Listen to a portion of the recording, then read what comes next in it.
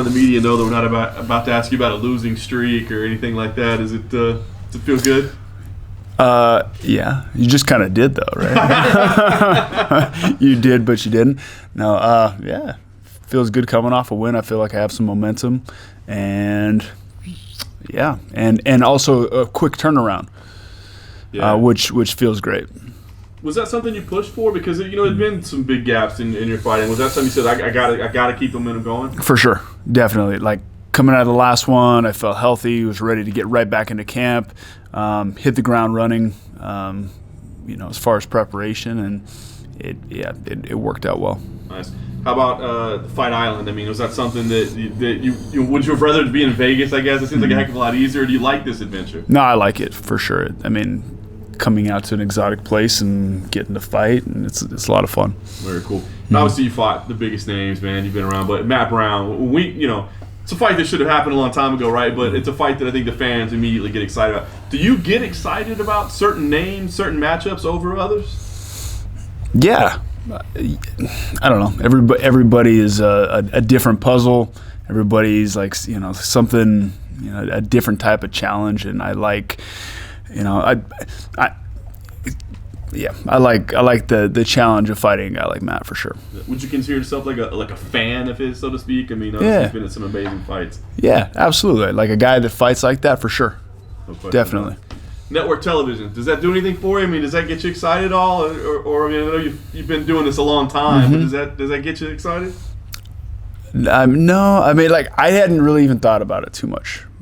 I don't think I fought on network television before. Has the UFC been on network? Fox back in the maybe I might. Maybe you did like one or two. I may have done a Fox car. So my fight was on Fox. I don't know. So no, it definitely doesn't do anything for you. It's all the same for me, man. On paper, like we see this fight, we think two warriors, it's going to be an absolute war. I mean, is that the way you see it? Does that excite you? Because obviously it probably means you're coming out with some bumps and bruises and some scratches and not so much. So does that excite you or does it not? I'm going to try to come out as unscathed as possible. I'm going to try to get out there and get this thing done. And, whatever happens, I'm prepared for the worst. But no, I feel like I can get in there and get it done, and hopefully not take anything. But I'm kind of durable, so I'll be all right. That's awesome. Last thing for me, what are the goals for 2021? I mean, obviously, like you said, you'd had some layoffs and losses, and we didn't know where. But now you got momentum, and you're starting the year early. So I mean, do you have like a game plan laid out of where you go? No, I have my mind supremely focused on this fight, getting this thing handled. I mean, there's a lot riding on this fight. A lot of guys getting cut, a lot of people on the chopping block. Mention to mention the losing streak. I've won one of my last 6. So not a great record for my last contract. So, and I'm also up for renegotiation too. So a lot going on in that respect. Is this the last fight on your deal? Yep. So do you feel like, I mean, I don't want to say pressure, but you do feel like this is a bit, like you said, there's a lot riding on it? Dude, I'm getting in there against a guy who's going to try to fuck me up, right? So there's a lot riding on this on a lot of different levels, like lots of levels. So, for sure. Well, you probably don't want to think about it too much, but would it be weird for you to think about the concept of maybe not fighting in the UFC, and especially under the Zupa umbrella, with how long you've been with WEC and UFC? Yeah, I mean, it would be different, but I don't know. Like I haven't thought that far ahead.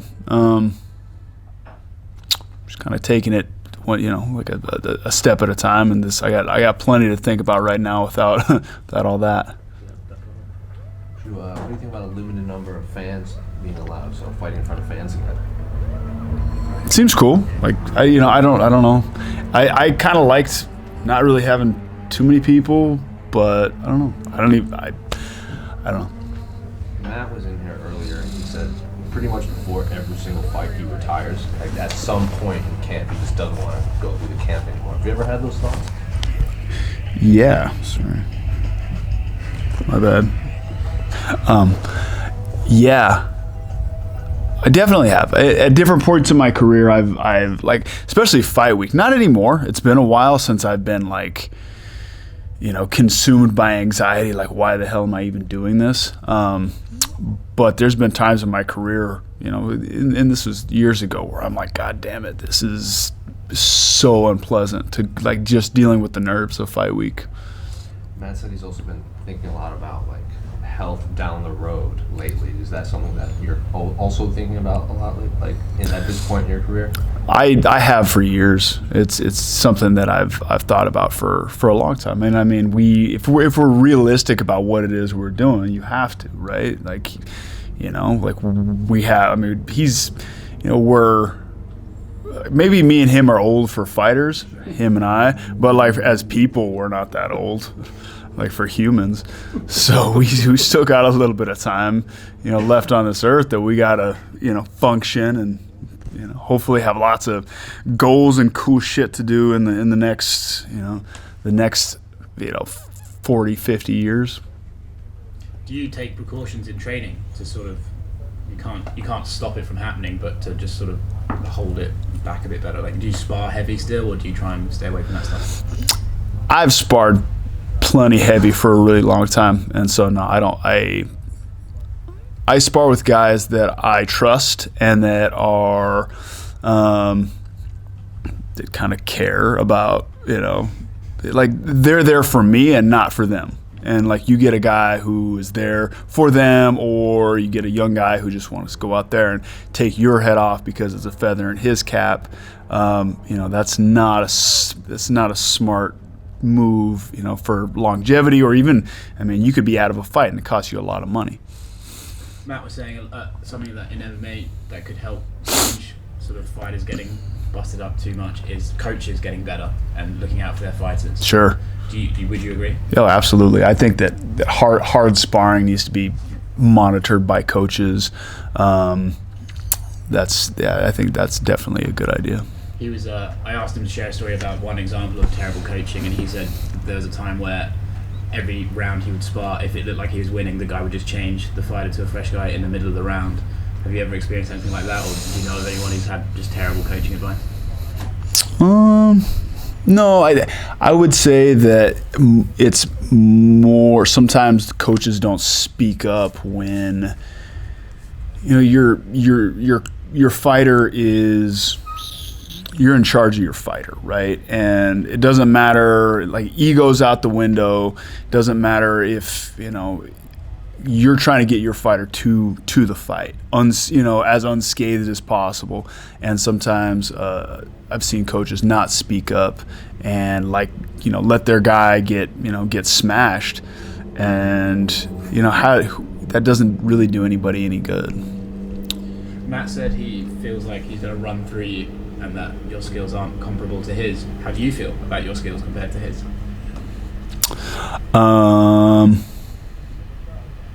I think that's, hey, I'm glad he's confident. I'm gonna fuck him up though. I'm gonna finish Matt Brown. Early or as long as I doesn't matter. I'm gonna fuck him up.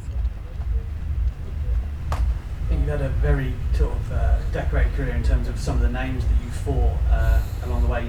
GSP and Nick Diaz, many others. I remember GSP saying after, because obviously you came very close to stopping him in that fight, it was one of his proudest accomplishments overcoming you. I just wondered, along your record and your career, you look back, what are your proudest and the best people you feel like you've faced? The fight against Robbie Lawler was one that was I lost, and that one still sucks, but so there was that one. GSP fight was awesome. I don't know, there's a lot of them, like you said. How close did you actually feel like you were to finishing him in that fight? GSP, pretty close. I thought I had it. I thought I had him out, but I mean, he gutted it out and pulled through. You talk about obviously being in the last fight of your contract as well. Talk to me about the relationship that you have with maybe Dana White, and perhaps is there value in your name at this point, though, that there's a lot of the up and comers who look at you and the career you've had, and there's value in having fights with you from that perspective? Sure. I guess those are two different questions. Yes. Yeah, no, a great relationship with Dana. They've always treated me really, really, really well. And so, I think it just comes down to whether I'm performing or not. As far as that, from the contract, and I've done what I've done in the sport, and but when I was up and coming, I always wanted to fight guys who had something that I wanted. I was always looking to climb, right? And so, somebody fighting me and having wins over me, is in depending on where they're at in their career, is a step, or it's a notch in their belt or whatever. What would you say to a young you? Would you say keep going, go follow the UFC, or would you say no, be a boxer, be a librarian, be a chemist, be something else? Not a boxer. Maybe, I don't know. I don't think I had any other choice. Like I was locked into this from pretty young age, and I was just the path that I was on. I was, I would tell myself to, get an education, and, maybe get a different job, but I don't know. I like the way things have gone. If this was your final fight in the UFC, how would you reflect on your time as a whole?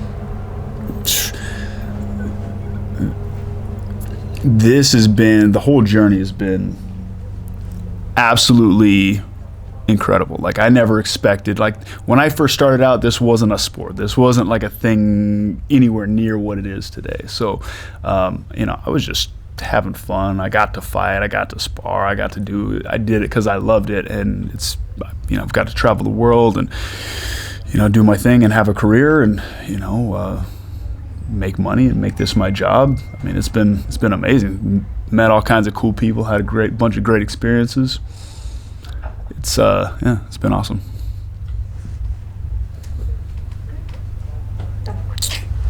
Rather than 1-5 in your last 6, I would go with undefeated this decade.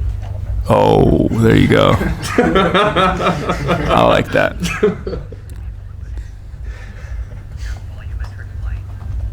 Noted.